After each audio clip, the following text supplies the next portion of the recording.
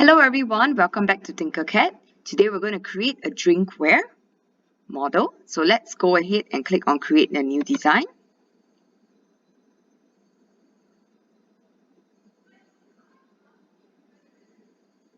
And once your empty project has loaded, click the title and change it to drinkware dash your name.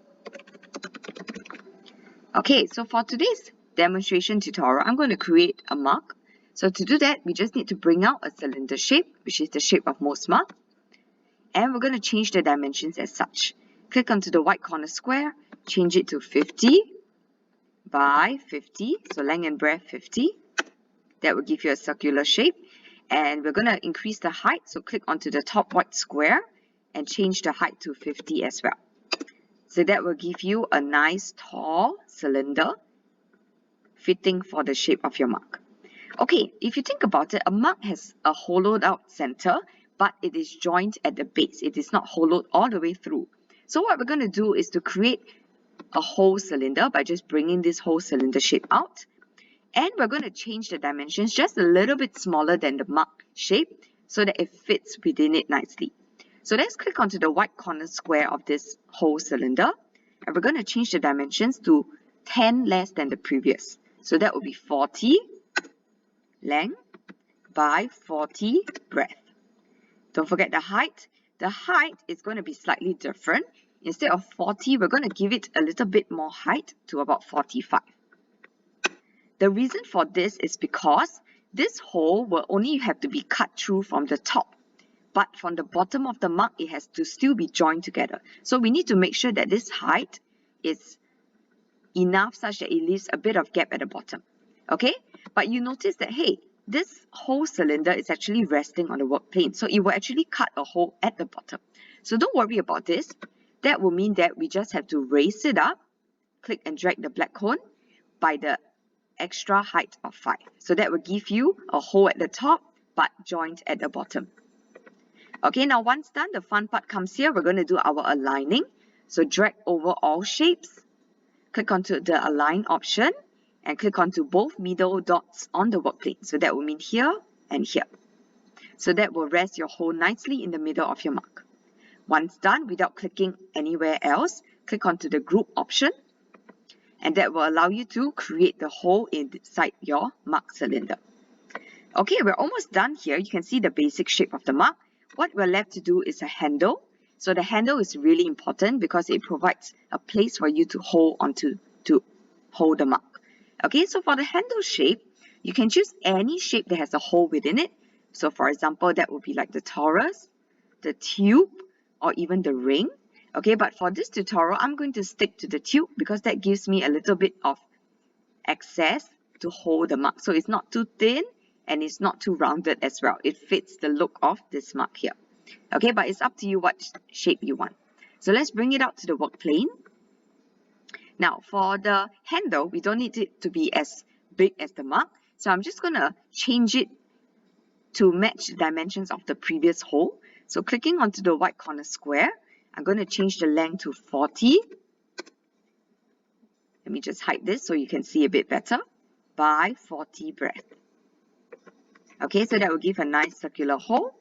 And for the height, which is by default 10, it's a perfect height actually because it's not too thin, not too thick, just enough for me to hold my mug. So I'm going to leave it at 10. Now, what's next that we need to do is to cut this handle into half because a handle usually doesn't exist as a full circle. So let's look for the whole box and bring it up to the work plane. And what we want to do is to actually put this right in the middle of this ring here. Okay, and we're going to stretch it out such that it covers half of this ring shape. So to do that nicely, you can actually change your view to a top view. Okay, so you can see all. And then what you want to do is just to drag one of the black squares on the edge of this cube and stretch it out such that it covers 1/2 of the ring. Okay, and what you want to do is just to rotate around your view cube to double check that it covers the entire half before you select both shapes and do a group. Okay, so that will allow you to cut your ring nicely into half.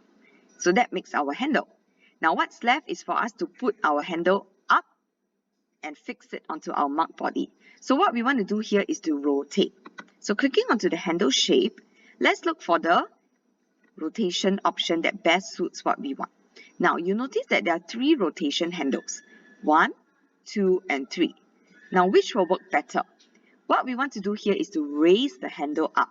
So let's use this handle instead, okay, because when you click and drag it, you will notice that that will allow you to shift your handle upwards. Okay, and what we want is to shift it up by 90 degrees.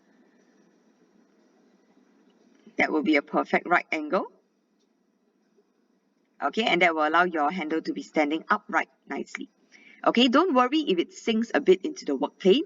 We will raise it up first to the height of the work plane, so that will be 0. Now this is on the work plane, and now we have to raise it up by a height of 5. Okay, to make sure that it is not touching the edge of our mug, but has a bit of excess at the bottom as well as excess on top. Okay, so once done, we're going to change to the top view, and we're going to use our arrow keys to shift it such that it rests nicely on the mug body. Okay, so once done, you can also change your view a bit to rotate all around to check.